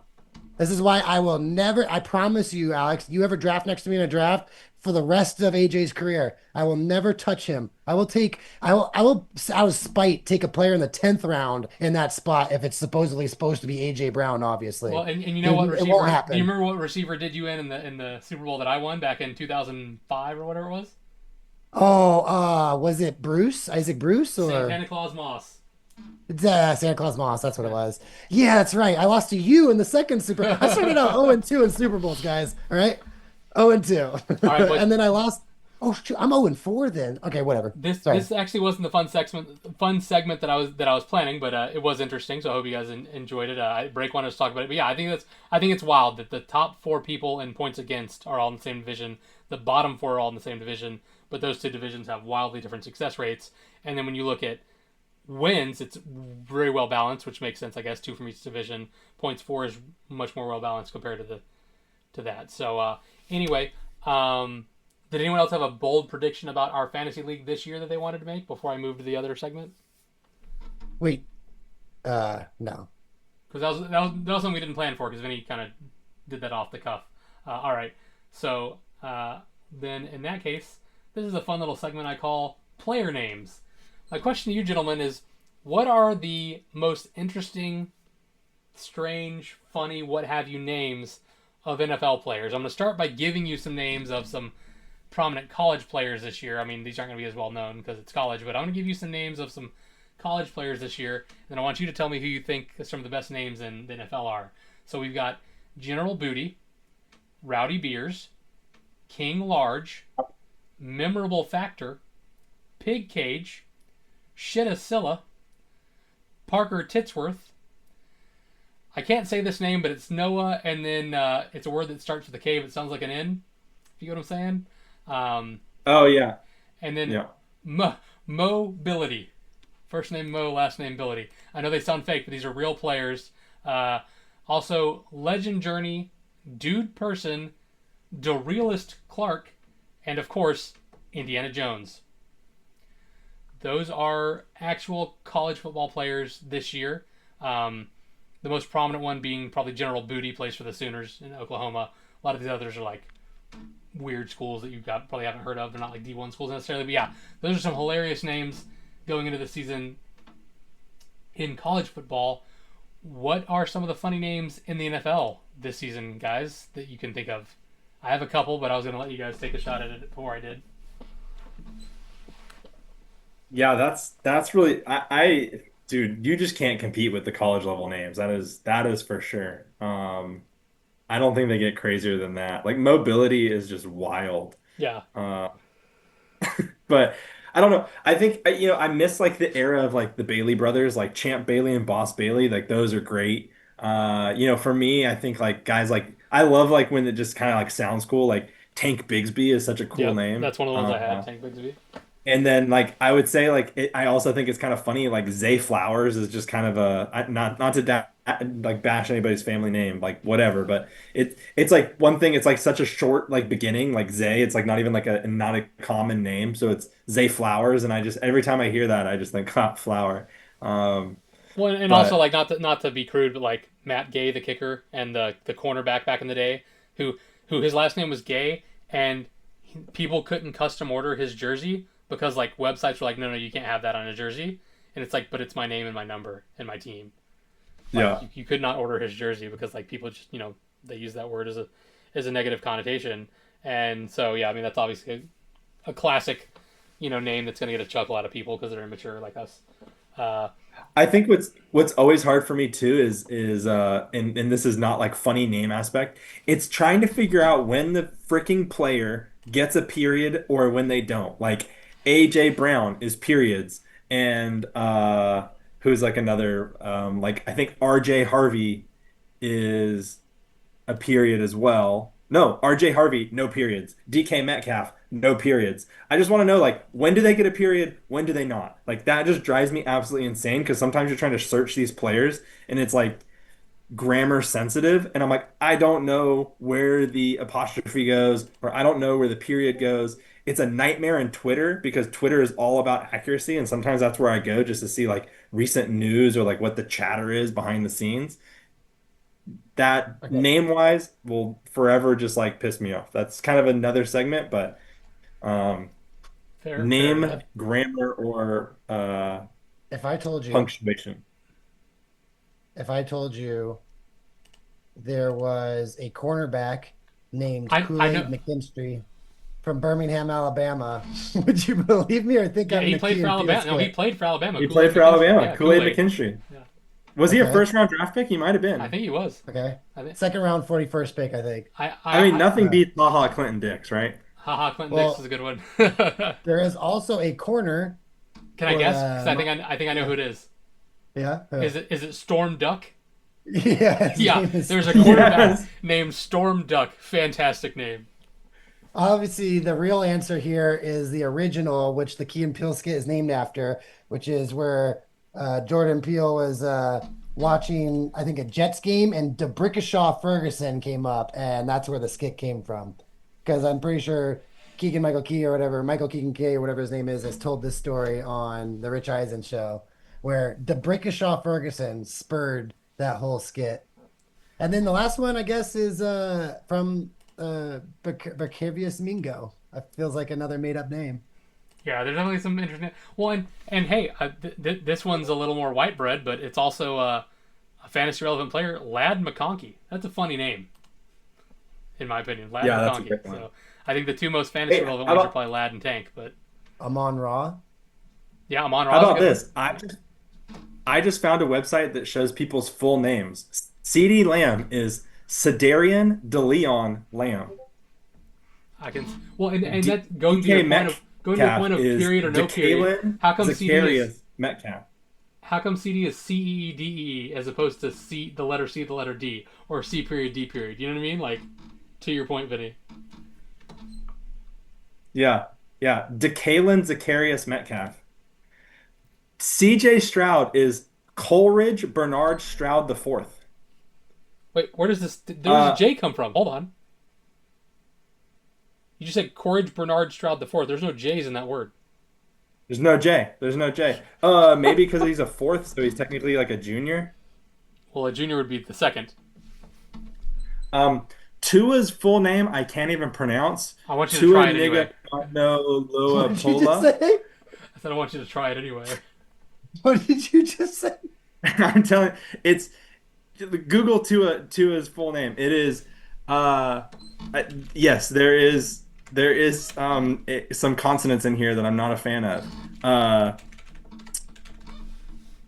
You guys go for it and Oh, try I not can, to I say can it. see why it's going to be difficult at the start of the word. I'm going to pronounce That's it all wrong on right. purpose at the start of the word. Tuanija Manuel Pola Tagovailoa. And here's the kicker. Here's the kicker. His middle name is Donnie. Donnie. Well, you got to have something to be able to call him growing up. Yeah. Type in Rock Yassin, Whoa, Alex. I didn't know this one. Look at Dak Prescott's name, Rain Dakota Prescott. That's the same name as your Wow. wife there, Vinny Dakota. So It maybe it's meant is. to be It you and is. Dak.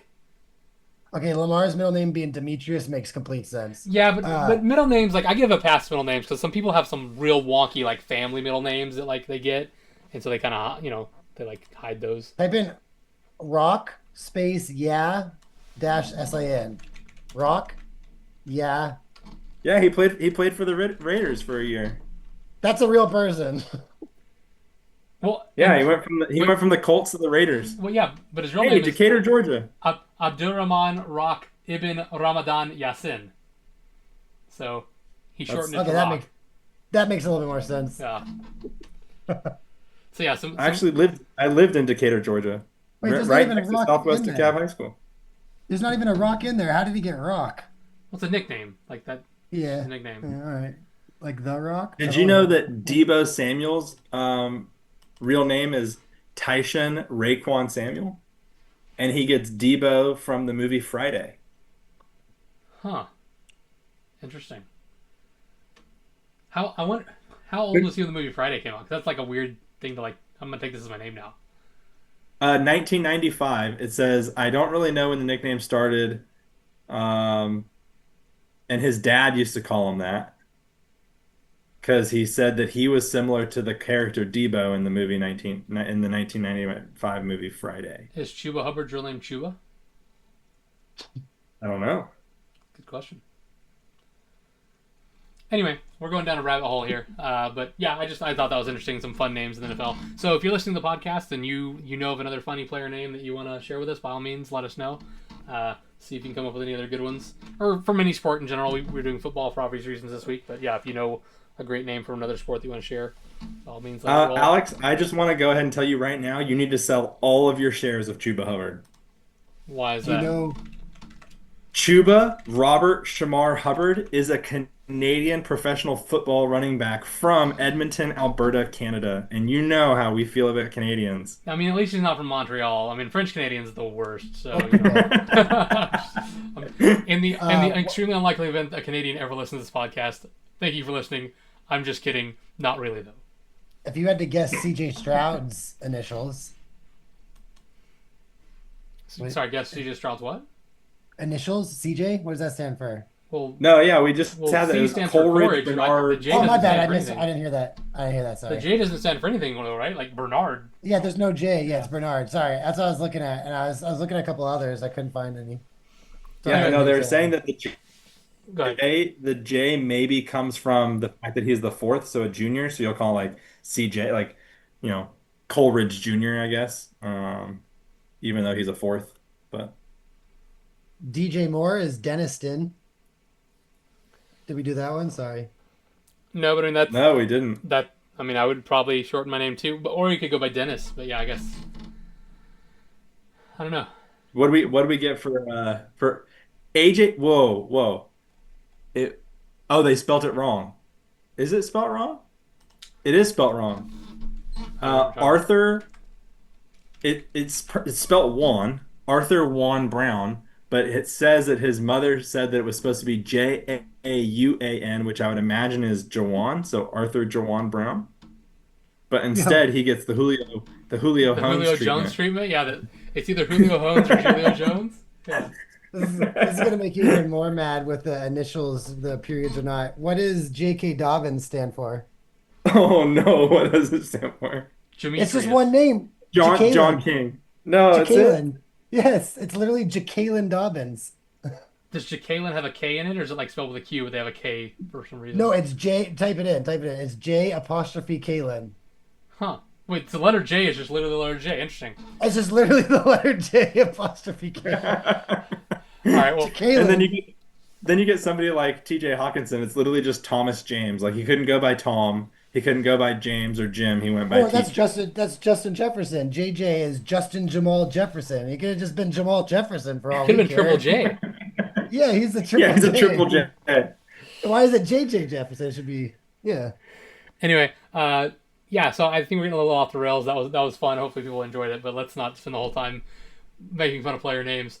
Any other things you guys wanted to talk about before we go ahead and wrap up this episode? Because we've had quite a few long episodes recently. We'll try to make this one a little shorter, I think, unless there's something you guys want to cover. Yeah, I might name my kid Jacqueline.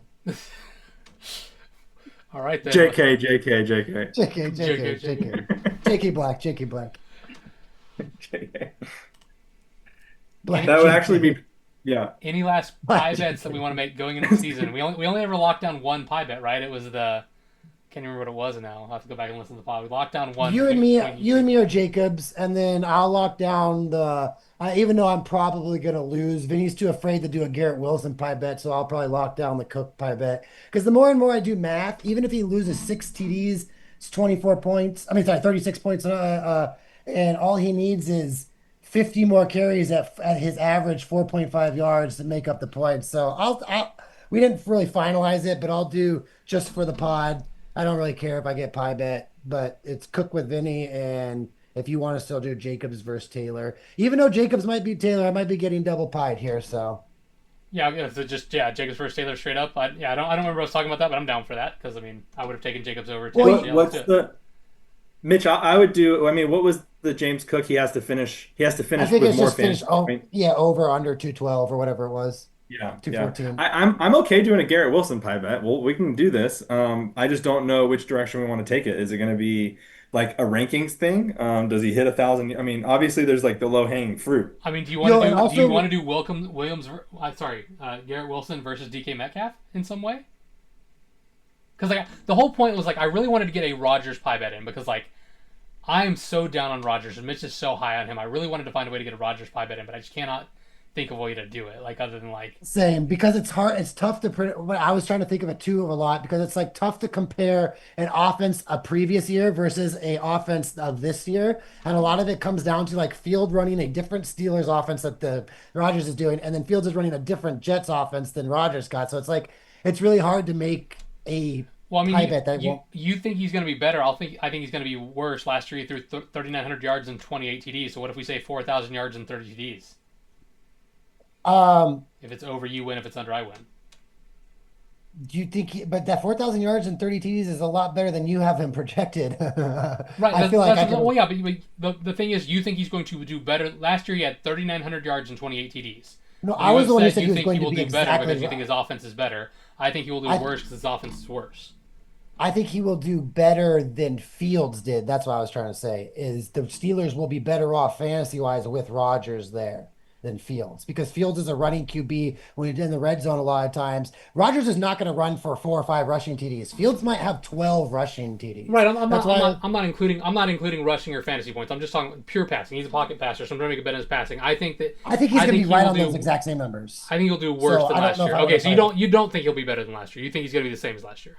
I think he'll be the Steelers. Yeah, so this is where it gets into semantics. I think he could have the same year, but because the Steelers have a much better roster across the board, it could produce better results. That's why it's hard for me to make a I think he's going to have a worse year because I think the Steelers roster is worse than what he Interesting. had with the Jets. All right, well, we can still, we got time. So Steelers don't play till Sunday, so we got time. Okay, well, I mean, my right, main I would proposal do- would be 4,000 yards and 30 TDs because that's like slightly better than what he did last year. Or we can do 3,928. That's what we did last year. Let's just do that. Last year he threw 3,900 yards and 28 TDs. I think he's going to do worse than that. You think he does better? So they are recording, Samantha, but go ahead and ask your question. Oh, go for it. Yeah. You guys can take a look at my draft and give it a grade, and then we'll compare it to what Yahoo gave me, if Okay, that's for cool. sure. Yeah. Let me grab my phone and my team, and then Mitch will tell you my players. Just we could do this real quick. She wants her draft graded. No, that's fine. I'm Vinny, you down. There's no way for me to show it on screen though, because like I'm not gonna. Yeah, her, I obviously, could. so. Hold on, it's going to be in front of me in a second. So this is a Yahoo Money League, like a real league. Okay, This so isn't like I'm gonna go to our Yahoo Money League because this is where we can see like what they're projecting. Yeah, it's literally the same draft process, but she did not get an A plus. We'll put it that way. Okay. Did she do better than Go Ducks? I hope. Okay, so per draft, and this is a real money league, but not huge money, but good money for us. And so she went Taylor first. Might have been influenced a little bit by someone in the house. Second was Genty. Third she went, Higgins. Fourth, McLaurin. fifth Harvey, sixth Baker, and then Hawkinson, and a little bit later is our tight end, and then we have Baltimore's defense and Boswell's kicker. So again, it goes Baker as our QB, Higgins and McLaurin as our wide receivers, Taylor and Genty as our running backs, Harvey as our flex, Hawkinson as the tight end. Is that a terrible team in a money league? I mean, I like all those I players would except give for it a Harvey. solid B. I would give it a solid B. Yeah, I think I'd give it a What do B you as well. think? I'm not big on Harvey like you are, Mitch, but I like the rest of Yeah, the team. they said solid B. I, D minus. yeah, she got a D Whew. minus for that team, and it just ripped her nuts off. I was like, yo, a lot of these. Wait, that's a grade on Mitch too. Wait, say that for the pod. I said that's a grade on Mitch too. Like he would give me some options and I'd be like, I like this guy, but I mean, he was definitely helping me with that D minus. So what I'm hearing is when Mitch got the draft with us, If he it got an was, A plus.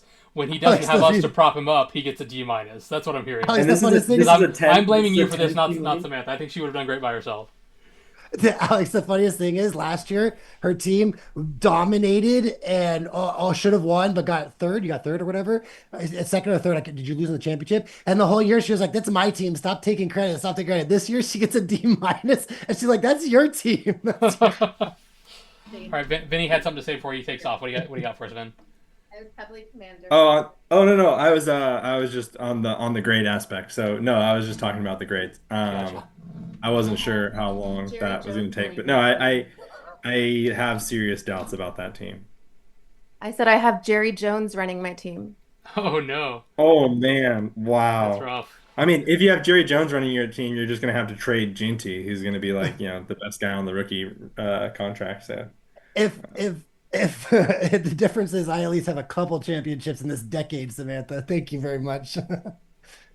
Yeah, but when you Jerry play Jones, in that's 12 leagues rough. a season, you're bound to hit one of them. Yeah, yeah, that's rough. I don't know. That's gonna take me a couple days to you recover from. one would think. I'm pretty sure we discussed this on the pod. I can't remember the exact statistic, but it's like, you'd think you'd have a couple. I'm pretty sure I was in the semifinals of every fantasy league I was in, and then I came away with 0 Super Bowls. So I think I went 0-6 from semifinals to Super Bowl. I think I was in 4 or 5 Super Bowls and lost every one. So week 16 was quite miserable. My best ever season was I was only in 4 leagues. I made 4 Super Bowls. I won 3, but the one I lost was DoD, and so it still feels like a loss because like Listen, that's the it only league that doesn't. I could matters. win. I could win $1,000, and losing a free DoD league is well. I was so ill when in our Super Bowl, like Jalen Hurts went out Hurts. on like, the first drive. I could have vomited. I was so nauseous, but I was like, whatever. It is what it is. Yeah, to me, like doesn't matter how many leagues I'm in. This is the only one that matters. Like every other league I'm in, there's money on the line, and like yeah, it's great to win the money. Don't get me wrong, but like I would take goose eggs, 0 wins in all 3 of my other leagues if it meant I won DoD. 100%. Yeah. All For right. those of you listening that have never won DoD, we're sorry. Yeah, you just don't know what it's like. Anyway, AKA Vinny's division. Mitch, you Yeah. willing to lock it in right now? Just straight Oh up no, his stats I'm willing last to year lock versus this something. year versus like I'm willing to lock it in soon, but I'm not really focusing right now on the Rodgers thing. I'll have to look into it and what kind of. But what's your I mean proposal? Sorry, what is it? the opening day is tomorrow. So I'm saying last year he threw 3,900 yards, 3,897. So we'll call it 3,900 and 28 TDs. I'm saying he'll do less than that, and you say he does more because I think he's going to be worse this year than last year. The problem is I have him like legitimately projected for like 3750, 30 TDs, 12 interceptions. So it's like I don't really want to get pied over one of them. I want to enjoy Rodgers probably the last year ever. I'll get to see one of my favorite players ever play. So I'm gonna have to politely pass. I'll take whatever other pie bets you want. Or maybe if we think of a different one that I strongly agree on. All right, it sounds Like like maybe you're not willing to bet on your boy Rogers, but that's fine. That's just a moral victory for me because it means you don't believe him enough to bet on him. So but he I was like think the this is I seventh, think this is he going to had be like a the terrible eighth best QB last year. Sorry, go on. I think this is going to be a terrible bet for me. I would be this is gonna be so bad. Tell Screw me it. you're willing to do I'll do Metcalf Garrett versus Wilson Wilson. and DK Metcalf straight Oh, up. I'll take that. I'll do take it. that. All right. Okay. So we got we I was just gonna say Garrett Wilson's a wide receiver too because I think he finishes top 24 and you guys were low on him. But To get Rodgers in this somehow. God, this is me putting Rodgers up against freaking Justin Fields. This is the worst pie bet of all I'll time. let you take time to consider it. Like I said, No, we've no, got no. Let's 24 lock it in. hours No, and no 72 time. There's no hours. time. You keep saying, Mitch, the season kicks off tomorrow. There's no more time. Yeah, but It has not to be but now. not Rodgers. You can still make a Rodgers, a DK pie bet if they haven't played yet. That's all So, I'm saying. so right now, just because I want this all on the record, right now, while we're on the air, so you two have a bet going based on James Cook. I think it was just straight up better than last year, right? So last year he had 221 fantasy points. So Mitch is saying more, Vinny's saying less. Is that correct? Yeah, I'm saying 220 or more. Okay, Yeah. I'm taking a Okay, you point. guys agree are with both cool with that bet. Okay, so 220 or more, Mitch wins. Less than 220, What if Vinny it's wins. 215?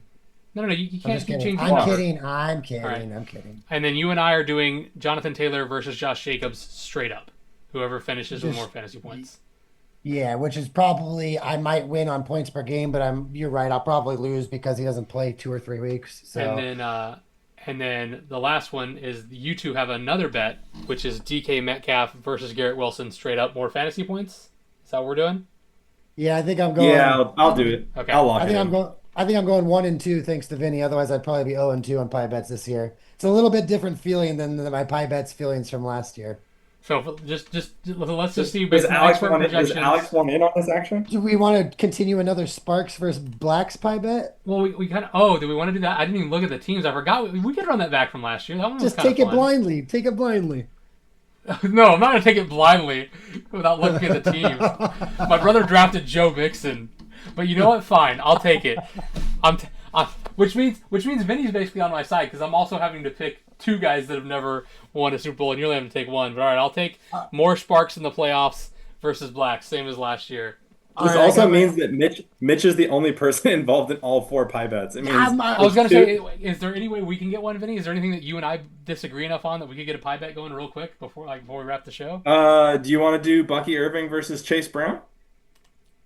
In non PPR, like in standard scoring? Yeah. I mean, yeah, I would take that bet. I don't know. Like, I don't know that it's like a great bet just because like you and I haven't really argued about those players necessarily. Like, because I'm not down on Chase Brown at all. I right? think Like, one of you should do a pie bet on Genty. well, it's kind of like you said. We That don't only want to makes we don't no want to sense. put all of our like hope into the Raiders players, right? Like, I try to keep my. I mean, my fantasy life close. I would do Chase Brown or Achan versus Bucky Irving. I know that we've been in drafts together where you're higher on Irving. I know we haven't Okay, argued about it, but I know that you're higher on that. Let's do HN then for two reasons. One, they're both projected to score the exact same amount of points on CBS, and two, I'm very low on HN. So let's make that bet. Let's do the Bucky Irving because like in our group draft league, you guys overruled me when we drafted HN, right? Like I would not have made that Yeah. pick. So let's do that. Are you cool with that? Bucky Irving versus I'm HN cool with straight that. up. Yeah. All right, so there we go. We each have two bets with each other. So just to recap, Vinny and I have Bucky Irving. We each have at least one bet with each other. Vinny and I have Bucky Irving versus HN straight up. Mitch and I have Josh Jacobs versus Jonathan Taylor straight up. Mitch and I have Sparks versus Blacks in the fantasy playoffs in the DoD league. Mitch and Vinny have Garrett Wilson versus DK Metcalf straight up, and they I have like a that bet one. on James Cook specifically that he will go over under 220 points. Mitch has the over, Vinny has the under. Look at Alex and Vinny being T players and saving me with two pie bets that I could actually win. I like that because I was definitely going 0-2 this year with my pie bets until this podcast. Vinny's literally throwing me a bone or a pie here and giving me Metcalf versus Wilson. Hey, look, if Vinny wins that one, I'll be the first person to step up and be like, pie me fast, Vinny. I deserve this one. So here's the thing: is I was gonna like do it like, oh well, he doesn't even think Garrett Wilson's like a good number two. Let's do that, and then I mean it's gonna hinge on touchdowns, but the 3 year averages between them is only a 5 point difference, so it's not egregious. Yeah, I When, guess. when I picked division winners, I only picked one Sparks and I picked no Blacks. So as long as that holds true, then I'll at the very least tie my pie bet. So Vinny, the reason why I don't really care in non PPR is because Rodgers can throw 25 to 32 TDs, and that's like comfortable, like realistic. Like if Justin Fields throws 30 TDs, he's going to be the number one fantasy QB. So how realistically Fields will probably throw closer 15 to 22, whereas it's like Garrett Wilson might get 5 to 7 of those, whereas Metcalf has a better opportunity of getting a larger portion of Rodgers. Yeah, That's the trust me, only it's reason. the Yeah, only reason I didn't want to do the bet, but I was like, you know gotcha, what? It gotcha. wouldn't be a bold pie bet if I didn't just take a chance. Also, Jalen I like Dobbins, having some action on players that we actually Rodgers. care about. So, Yeah, well, you know, but anyway, all right, that's our season long pie bets. Hope you guys enjoyed the episode. Any final thoughts, boys, before we go off the air? good luck everyone this year. I was joking if Vinny does correctly predict a first time winner, that would actually be make me pretty happy. So It wouldn't make me happy because that means I didn't win. But outside of that, it depends on who that first time winner is. I think some of the people that haven't won yet are very deserving of bringing home a dub, and others it's just funny. So we'll see so how that it'd goes. be really funny if Adam wins because those now like I feel like everyone loses a Super Bowl in credibility. So those people who have two go straight down to one. So I'm I kind of think rooting for Adam. I think I would just close this with one of my all-time favorite quotes is from one of my best friends, Lisa Sparks, who said, "It's been 20 years and you still haven't won one yet." So there we go, I Adam. I think if we're rooting for podcast content, I think Adam dominating and potentially Super Bowl would be great for the pod. Well, if my bold prediction comes through that Joe Mixon is a, is a Oh baller, no, Adam, don't listen. Go back to not listening to the pod. oh man, yeah. All right, we're gonna go ahead and wrap it there. Peace out, everybody. Enjoy the rest of your week and enjoy football finally being back. Oh yay, Deuces. football.